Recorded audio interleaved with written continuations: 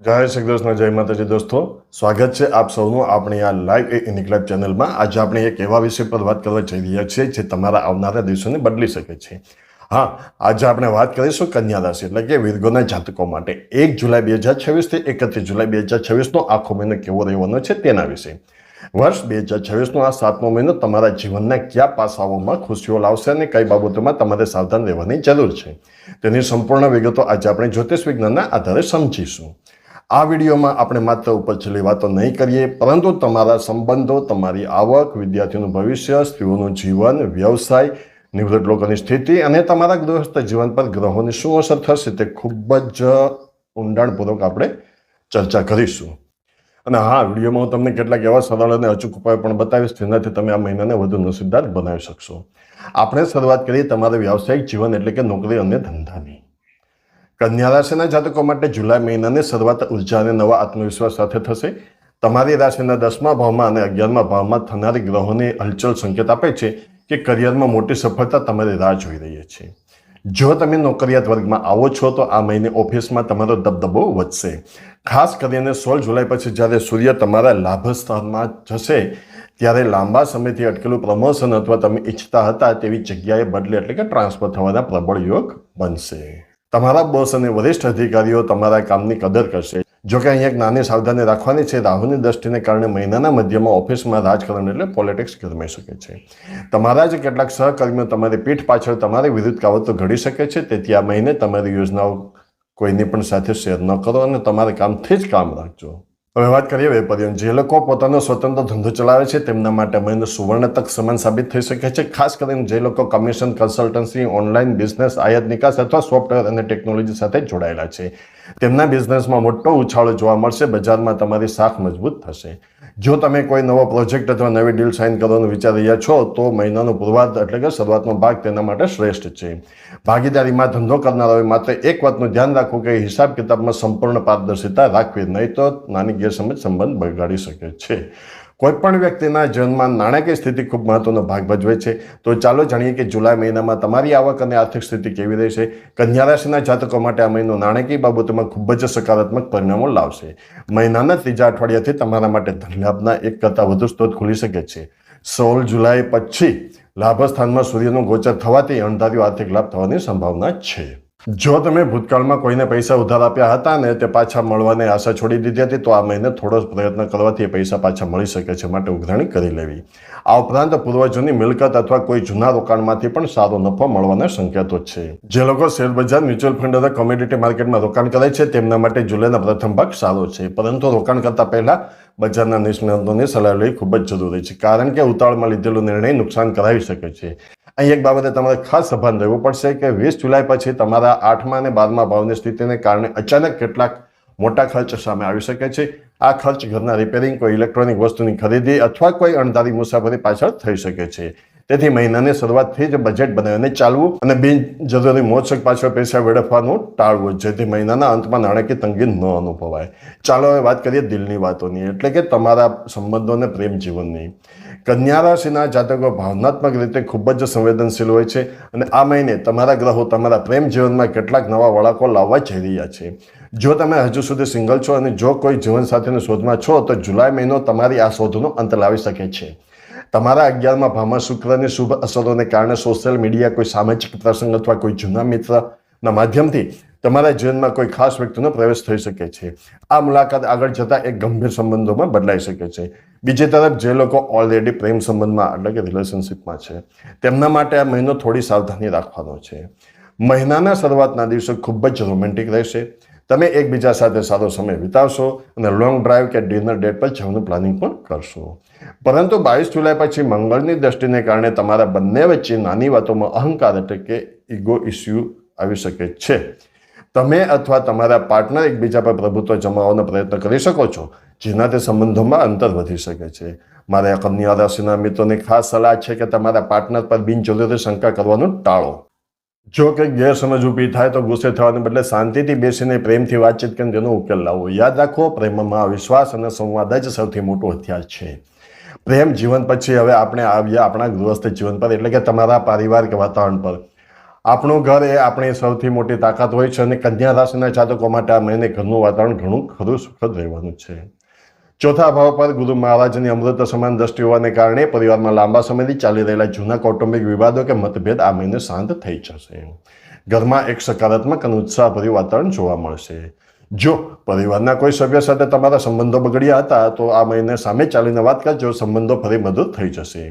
માતા પિતાના સ્વાસ્થ્યને લઈને જો તમે ચિંતિત હતા તો આ મહિને તેમના સ્વાસ્થ્યમાં ઘણો સારો સુધારો જોવા મળશે, જેનાથી તમારા મનનો મોટો બોજ હળવો થઈ જશે. વળી આ મહિને ઘરમાં કોઈ માંગલિક કે ધાર્મિક કાર્યક્રમનું આયોજન પણ થઈ શકે છે, જેમ કે કોઈ પૂજા, હવન કે સત્યનારાયણ ભગવાનની કથા. આનાથી ઘરની નકારાત્મક ઉર્જા દૂર થશે. ભાઈ બહેનો સાથેના સંબંધો પણ મજબૂત બનશે અને મુશ્કેલ સમયમાં તેઓ તમારી પડખે ઊભા રહેશે. જે જાતકો નવું મકાન, જમીન અથવા નવું વાહન ખરીદવાનું વિચારી રહ્યા છે તેમની આ યોજના આ મહિને સફળતાપૂર્વક આગળ વધી શકે છે અને સોદો પાકો થઈ શકે છે. હવે આપણે વાત કરીશું આપણા દેશના ભવિષ્ય એવા કન્યા રાશિના વિદ્યાર્થી મિત્રોની. શિક્ષણ અને એકાગ્રતાની દ્રષ્ટિએ જુલાઈ 2026નો મહિનો તમારા માટે ખૂબ જ મહત્વપૂર્ણ અને ઘણી બધી મહેનત માંગી લેનારો સાબિત થશે. મહિનાની શરૂઆતમાં પંચમ ભાવના સ્વામીની સ્થિતિ થોડી નબળી હોવાને કારણે તમારું મન અભ્યાસ માટે થોડું ભટકી શકે છે. સોશિયલ મીડિયાનો અતિરિક્ત ઓનલાઈન ગેમિંગ અથવા મિત્રો સાથે બિનજરૂરી હરવા ફરવામાં તમારો કિંમતી સમય બગડી શકે છે. અંદરથી તમને એવું લાગશે કે બધું આવડે છે, પણ જ્યારે તમે વાંચવા બેસશો ત્યારે એકાગ્રતા રાખવી મુશ્કેલ બનશે. આ આળસથી તમારે બચવાનું છે, પરંતુ ચિંતા કરવાની જરૂર નથી, કારણ કે મહિનાના ઉત્તરાર્ધમાં સ્થિતિ બદલાશે. જે વિદ્યાર્થીઓ સરકારી નોકરી કે કોઈ ખાસ સ્પર્ધાત્મક પરીક્ષા એટલે કે કોમ્પિટિટિવ એક્ઝામની તૈયારી કરી રહ્યા છે તેમને 15 જુલાઈ પછી કોઈ સારા સમાચાર મળી શકે છે. તમારી જૂની મહેનતનું ફળ આ સમયે મળી શકે છે.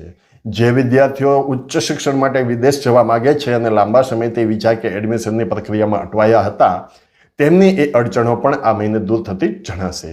મારી તમને એક જ સલાહ છે, તમારા અભ્યાસનો એક ચોક્કસ ટાઈમટેબલ બનાવો અને તેનું કડકાઈથી પાલન કરો. સોશિયલ મીડિયા પર ડિજિટલ ડિટોક્સ કરો, એટલે કે થોડો સમય ફોનથી દૂર રહો. રોજ સવારે સૂર્યનારાયણને જળ અર્પણ કરવાથી તમારી યાદશક્તિ અને એકાગ્રતામાં જબરદસ્ત વધારો થશે.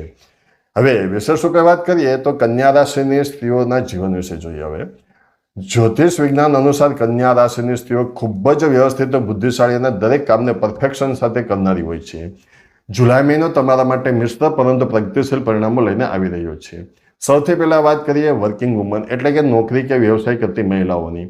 તમારા માટે આ મહિનો કરિયરમાં નવી ઊંચાઈઓ સર કરવાનો છે.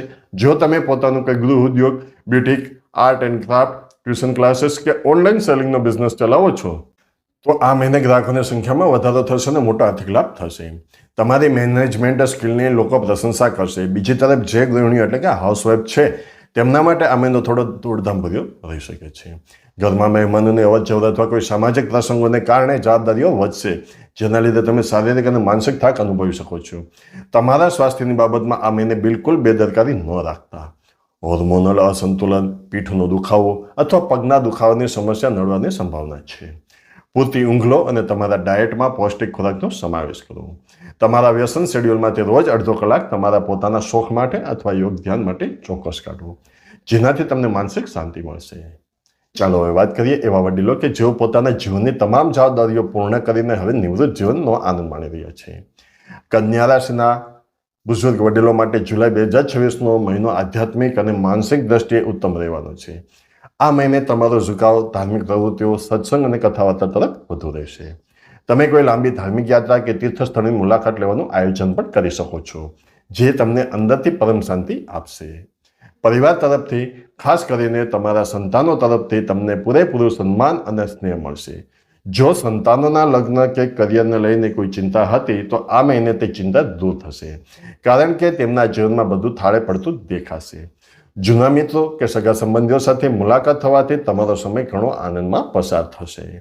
સ્વાસ્થ્યની દ્રષ્ટિએ વાત કરીએ તો જો તમને ડાયાબિટીસ, બીપી કે હૃદય સંબંધિત કોઈ તકલીફ હોય તો આ મહિને નિયમિત ચેકઅપ કરાવતા રહેવું પડશે. સવાર સાંજ હળવું વોકિંગ કરવું અને ખાવા પીવામાં વધારે પડતું તળેલું કે તીખું ખાવાનું ટાળવું. એકંદરે આ મહિનો તમને સંતોષ આપનારો સાબિત થશે. અને હા મિત્રો, જો તમે કોઈ પણ પ્રકારના વ્રત તહેવારોની સંપૂર્ણ માહિતી અને વાર્તા સાંભળવા ઈચ્છતા હોય તો આપણે આ ચેનલ પરથી સમયસર તમને મળી રહેશે. તો ચેનલ સબસ્ક્રાઈબ કરો, ને બેલ આઇકોનને અવશ્ય દબાવો કે જેને કારણે આવનારી દરેક નવી વિડીયો સૌપ્રથમ તમારી પાસે સમયસર પહોંચી જાય. મિત્રો, આપની રાશિનું રાશિફળ દર મહિનાની 24 તારીખે બપોરે 2 વાગ્યે આપણી ચેનલ લાઈવ ઇનિંગ લાઈવ પર મળી જશે, જે જોવાનું ચૂકશો નહીં. તો ચાલો હવે આપણે આગળ વધીએ. તો દર્શક મિત્રો, આ તો કન્યા રાશિના જાતકો માટે જુલાઈ 2026ના મહિનાનું સંપૂર્ણ ભવિષ્યફળ. હવે સમય છે આ મહિનાના સૌથી મહત્વપૂર્ણ ભાગનો, એટલે કે અચૂક જ્યોતિષી ઉપાયોનો. જો તમે આ ઉપાયો શ્રદ્ધાપૂર્વક કરશો તો ગ્રહોની નકારાત્મક અસરો નાશ પામશે અને શુભ અસરોમાં બમણો વધારો થશે. તમારો પહેલો ઉપાય એ છે કે કન્યા રાશિના સ્વામી ભગવાન ગણેશના પ્રિય બુધદેવ છે. તેથી દર બુધવારે સવારે સ્નાન કર્યા પછી ભગવાન ગણેશજીના મંદિરે જઈ તેમની લીલી દુર્વા એટલે કે ધરોની 21 ગાંઠ અર્પણ કરો અને ઓમ ગમ ગણપતે નમઃ મંત્રની ઓછામાં ઓછી એક માળા ચોક્કસ કરો. આનાથી તમારા કરિયર અને બિઝનેસમાં આવતી તમામ અડચણો દૂર થઈ જશે. બીજો ઉપાય આર્થિક સમૃદ્ધિ માટે છે. દર બુધવારે તમારા હાથે ગાયને લીલું ઘાસ અથવા પાલકની ભાજી ખવડાવો. જો શક્ય હોય તો પક્ષીઓને ચણ નાખવાનું રાખો. આ ઉપાય કરવાથી તમારા ઘરમાં ક્યારેય ધનની કમી નહીં થાય અને અટકેલા પૈસા પાછા આવશે. હવે જોઈએ ત્રીજો ઉપાય. મહિનાના બીજા ભાગમાં જ્યારે ખર્ચ વધે અને સૂર્યનું ગોચર થાય ત્યારે સૂર્યોદયને મજબૂત કરવા માટે રોજ સવારે તાંબાના લોટામાં શુદ્ધ જળ ભરી તેમાં થોડું કંકુ અને લાલ ફૂલ નાખી અને સૂર્યનારાયણને અર્ઘ્ય આપો. અર્ઘ્ય આપતી વખતે ઓમ સૂર્યાય નમઃ મંત્રનો જાપ કરો. આનાથી સમાજમાં તમારું માન સન્માન વધશે અને સ્વાસ્થ્ય સારું રહેશે. આશા રાખું છું કે કન્યા રાશિના મારા તમામ ભાઈ બહેનોને આ વિગતવાર માહિતી ખૂબ જ ઉપયોગી લાગી હશે. જો તમને આ વિડીયો ગમ્યો હોય તો તેને લાઈક જરૂર કરજો. તમારા મિત્રો પરિવારજનો જે લોકો કન્યા રાશિના હોય તેમની સાથે આ વિડીયો શેર કરજો. અને હા, આવી જ જ્યોતિષી માહિતી સમયસર મેળવવા માટે આપણી ચેનલને સબસ્ક્રાઇબ કરવાનું અને બેલ આઇકોનને દબાવવાનું બિલકુલ ભૂલતા નહીં. ભગવાન વિઘ્નહર્તા ગણેશ આપ સૌના જીવનના તમામ કષ્ટો દૂર કરે અને આ જુલાઈ મહિનો આપના માટે અત્યંત મંગલમય અને પ્રગતિશીલ નીવડે તેવી જ પ્રાર્થના. ખૂબ ખૂબ ધન્યવાદ. જય શ્રી કૃષ્ણ. જય માતાજી.